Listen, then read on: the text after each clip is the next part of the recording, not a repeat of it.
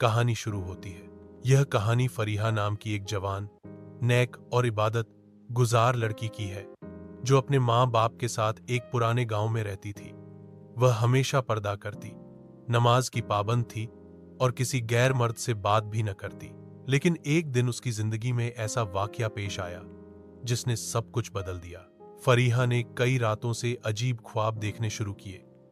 एक ख्वाब में एक खूबसूरत नौजवान उससे कहता, मैं तुझसे बहुत प्यार करता हूं, तू सिर्फ मेरी है।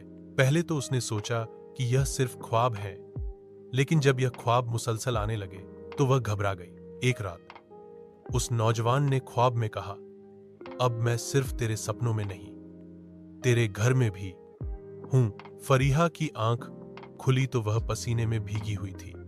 कमरे का दरवाजा बंद था, लेकिन कमरे में अजीब सी खुशबू थी, जैसे ऊद, लोबान या कुछ रहस्यमय। अगले दिन से अजीब घटनाएं शुरू हो गईं। आईना में कोई साया नजर आता, रात को दीवारों पर किसी के चलने की आवाज आती और फरीहा अक्सर अपनी चीजों को अपनी जगह से हटा हुआ पाती। वह समझ गई, यह कोई इंसान नहीं बल्कि जिन है। एक रात उसने वजू करके कुरान खोला तो अचानक फुसफुसाहट सुनी, तू मेरी है, मैंने तुझे पसंद किया है, तेरी इबादत ने मुझे खींचा है। फरीहा ने कांपते हुए सूरह यासीन की तिलावत शुरू की।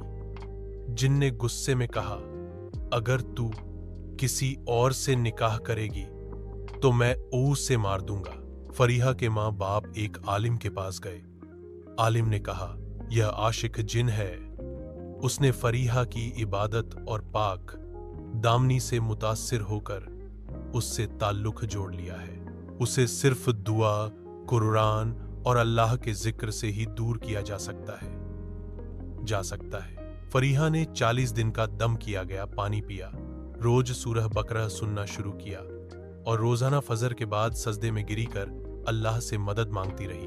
अंतिम रात का सामन 40वीं दिन रात अचानक सारा कमरा हिल लगने लगा। फरीहा के सामने वही साया जाहिर हुआ, अब के बार बहुत खौफनाक। लेकिन वो ना डरी ना पीछे हटी। उसने बुलंद आवाज से कहा, अल्लाह के नाम से निकल जा, मैं सिर्फ अल्लाह की हूं।